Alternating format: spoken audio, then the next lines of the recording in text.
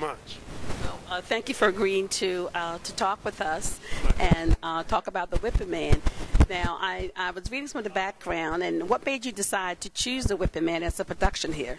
Well, I thought that there was a couple of things. First of all, I'd heard that I loved the play, and I thought that the play really spoke to a thing that I find interesting about what it is that we inherit. Inherited faith, inherited political systems, inherited financial systems, and what do we do with the history that we inherit? How do we negotiate it?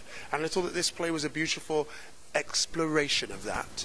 And then the other thing is that Baltimore was told that there was a wonderful relationship once between the Jewish and the African American community, and then that kind of got ruptured. And I thought it would be a really good play to begin to discuss those themes. So those are the reasons why. Before this play, were you aware of the fact that there were like 5,000 slaves who were Jews, like 1/4 of the population in the South? No, I wasn't at all, actually. It was part of the research for this play, and it was wonderful to find that out. But for me, what was most important wasn't even necessarily that this was a play that said, oh my God, Jews owned slaves. It was more about what's freedom like for a community who celebrate once being slaves and then finding freedom. What is that like for them? What was that like for us, for the African American at the time, to investigate freedom? That first day when freedom arrived, I mean, we must have gone, yay, and then gone, oh my God, what do I do? What happens next? What happens next? And so I doing a research, or doing a lot of the research into this way, was wonderful, because the most important thing was the exploration of freedom and what that means.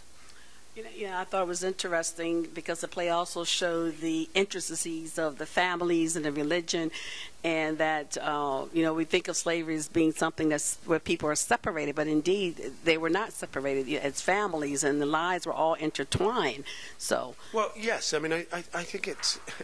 I mean, when one looks back at Jim Crow, for instance, and one looks at some of the discussions around segregation. There was segregation in the working life, but often we are the complexions we are as African diasporic people, because invariably slave masters took those who they owned, and so yes, families in the South were as integrated as they get. So yes, it was a tight family, but I think the play explored, who chooses their family, true. What happens with family, what are the secrets that we have, and how do we embrace those secrets and soar and create a wonderful new tomorrow, or at least a bearable new tomorrow. I thought it was very informed that they were actually Jewish slave owners, even though I know that there was a very prominent role the Jews played in the institution of slavery. But I always looked at it in terms of the capitalism that was involved in slavery.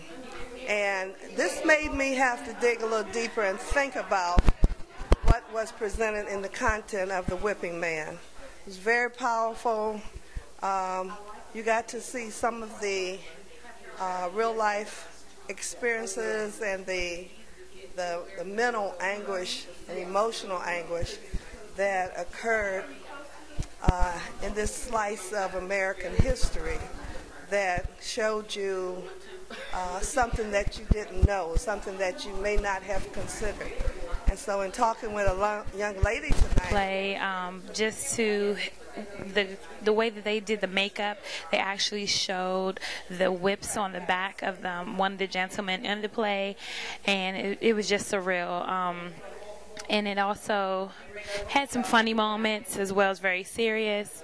It just really makes you thankful that we have moved past that time. I know this still have a long way to go, but one part in the play that really touched my heart was just them working together. Sometimes family secrets can come out. You don't know that people are your family, but basically when